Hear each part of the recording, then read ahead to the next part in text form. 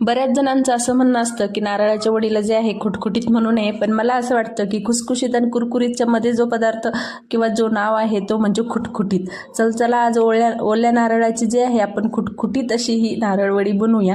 तर इथे मी काय केलं, 3 नारळचे जे फोडून त्यातलं खोबरं काढून घेतलं, काळी पाटसुद्धा काढून घेतली आणि अशा प्रकारे स्लायसेस करून मिक्सरच्या जारमध्ये घालून जे आहे अशा प्रकारे खोबरं जे आहे वाटून घेतलेलं आहे. तुम्ही हवं तर खोबरं खवून घेतलं तरी सुद्धा चालेल. तर हे बघा अशा पद्धतीने सर्व खोबरं जे आहे मी वाटून घेतलं. आता ह्याला मी मोजून घेतलेलं आहे, तर 3 वाटी जे आहे आपलं नारळाचं खोबरं भरलेलं आहे. त्यानंतर कढईमध्ये 3 चमचे साजूक तूप घातलं आणि जे आपलं बारीक केलेलं खोबरं होतं ते घातलं आणि छान असं त्यातलं जे मॉइश्चर आहे किंवा त्यातलं जे पाणी आहे, ओलसरपणा आहे तो काढून घ्यायचा. त्यासाठी 5 ते 6 मिनटं जे आहे मंद आचेवर खोबरं जे आहे छान पद्धतीने भाजून घेतलेलं आहे. आता मंद आचेवर का भाजायचं, तर कलर बदलू नये, खूप लालसर कलर येऊ नये म्हणून मंद आचेवर खोबरं भाजून घेतलं. तर 3 वाटी बारीक खोबरं होतं, तर 1 वाटी साखर घातली आणि अगदी पाव वाटी जे आहे दूध घातलेलं आहे.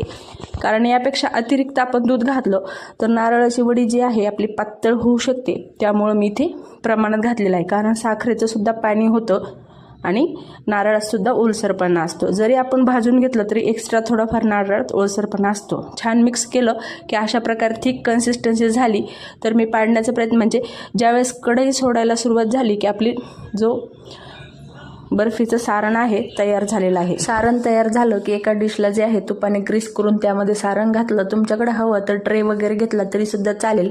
अशाप्रमाणे एक समान जे आहे बर्फी लावून घेतलेली आहे आणि आता अल्पण्याला जे आहे नॉर्मल टेम्परेचरवर 1 तास आणि फ्रीजरमध्ये ठेवलं. फ्रीजमध्ये तर अर्धा तास ठेवूया टेस्ट सेट करण्यासाठी.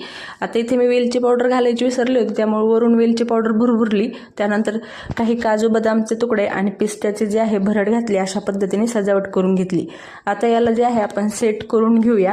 मस्त अशी आपण अशा पद्धतीने सेट झाली की हव्या तशा पद्धतीच्या तुम्ही तुमच्या आवडीप्रमाणे जे आहे वड्या पाडून घेऊ शकता.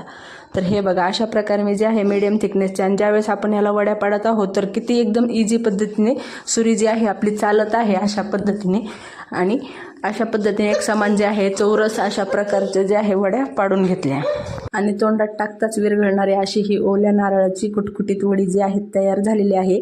सविस्तर व्हिडिओ पाहण्यासाठी खालील दिलेल्या त्रिकोणी बटनावर क्लिक करा.